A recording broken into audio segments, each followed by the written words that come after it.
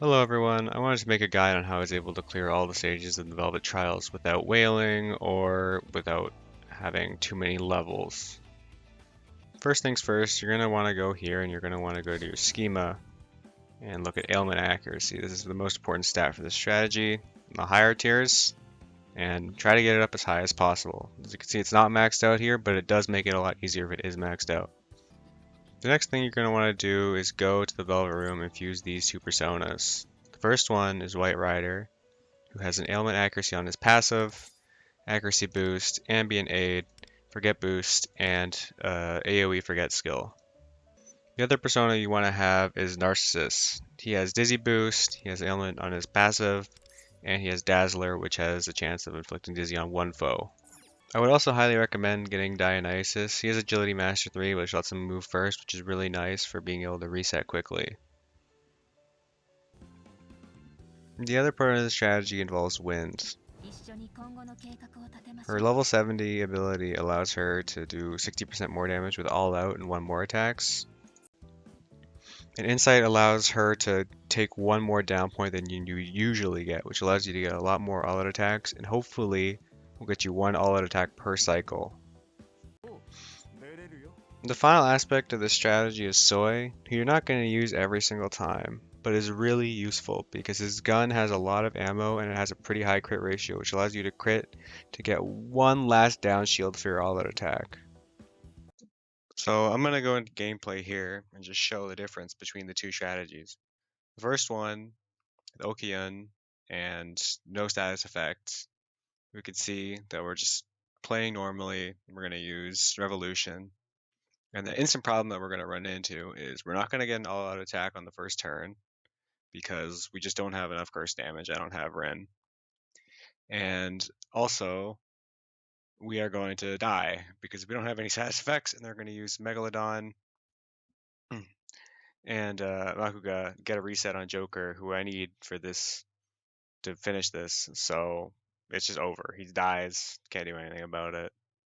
Even if I had a different navigator like Puppet, who's defensive, I would still need either higher level to just be able to tank it, or I would need to use like a windshield, and I would still be really low, and it'd just be wasting turns. So in this case, we just do the switch to Rin.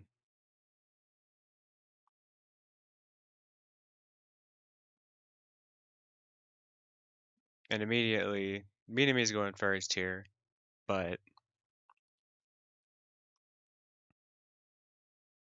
we want to go switch, do forget. If we miss both forgets, we might just have to reset. Some fights you don't need to reset all the time, but as long as you get one forget, you're usually okay. Because Win's in the team, we get down points.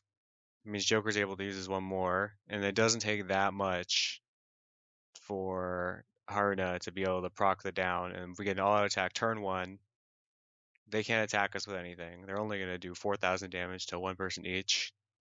It's very hard for someone to die. Obviously, we can dodge, and it basically just plays itself from here. So obviously in the footage I showed, it's two enemies, so you're gonna want to take Forget.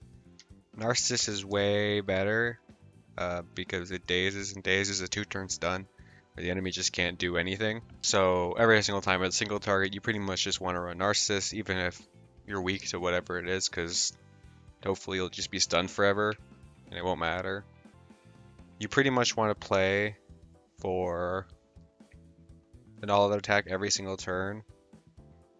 You'll pretty much always get 2 stars doing this, especially if you have two people of the element that you need.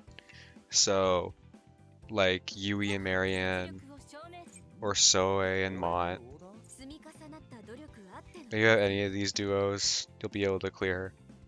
3 stars, you might need like a DPS. You'll probably have a really difficult time clearing like level 25 nuke because you need Makoto, otherwise your options are like Vino and Leo, and they just don't do enough damage.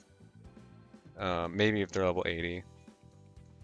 And last thing is, you're almost certainly going to want level 25 or level 20 revelation cards on every single person. I don't have enough revelation cards for everybody, so I just use the generic attack ones and then swap them to whoever I'm using. So my like Tomoko and Haruno were using like Ons and Matoha's attack cards when I need to do the psychic one. That's it for the video. Let me know if there's anything I missed. Hopefully this helped you clear.